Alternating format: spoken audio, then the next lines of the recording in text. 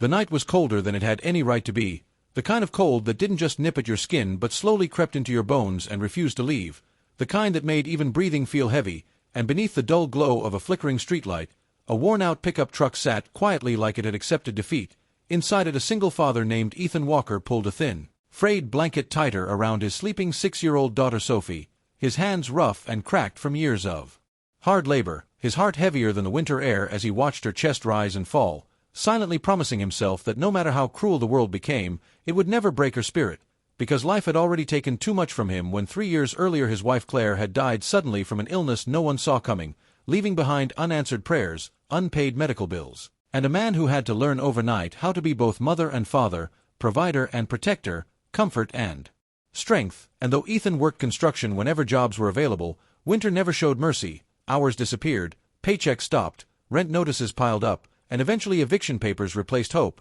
forcing Ethan and Sophie into that old truck where he tried to turn survival into a game, calling it a spaceship, serving peanut butter sandwiches like special missions, laughing so his daughter wouldn't hear his fear. But that night the cold was different, sharper, crueler, and as Ethan sat there pretending not to shiver, giving Sophie his jacket so she could stay warm, a soft, hesitant voice behind him whispered words he never expected to hear. Can I sit with you for a moment? I can't get warm." And when Ethan turned, stunned, he saw a woman who looked completely out of place on that cracked sidewalk, elegant yet trembling, well-dressed yet vulnerable, her long coat expensive but useless against the freezing wind, her neatly pulled back hair undone by loose strands that framed a face etched with quiet fear. Her name was Elena Hart, though Ethan didn't know it yet, and everything about her suggested she belonged in a warm house, not standing beside a homeless man and his child. And instinctively Ethan's guard went up because when you have nothing, you protect it fiercely. But Elena spoke softly, embarrassed,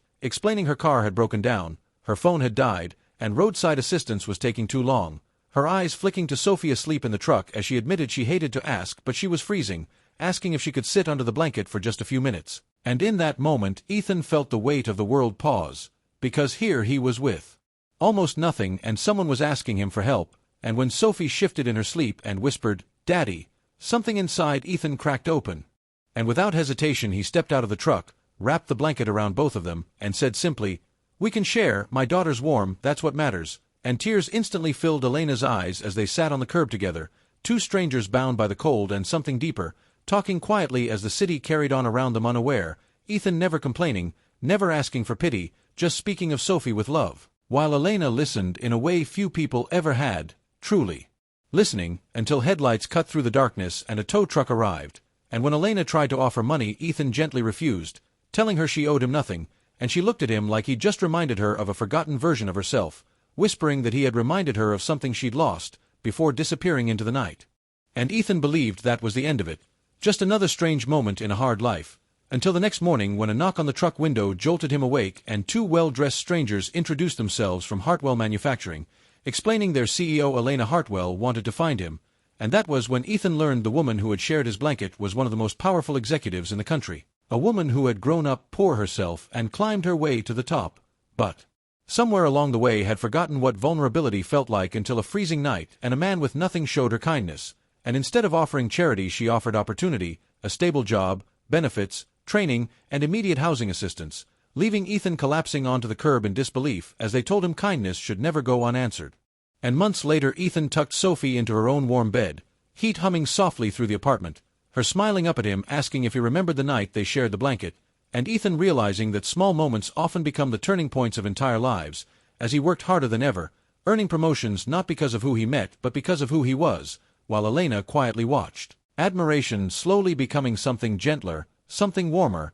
something neither of them rushed nor named, until one evening she looked at him and said softly that blanket saved more than just me, and Ethan smiled back saying no, it saved us both, because kindness doesn't always come with applause or headlines, sometimes it's just a shared blanket on a freezing night, sometimes it's saying yes when everything in you wants to protect the little you have left, and sometimes those quiet acts ripple outward and change lives forever. And if this story touched your heart even a little, remember this: you never truly know who is standing in front of you or how one simple act of kindness can rewrite an entire future. So please like this video, subscribe to True Stories by M, and share your thoughts in the comments, because your support helps these real, human stories reach the people who need them most. Red Heart.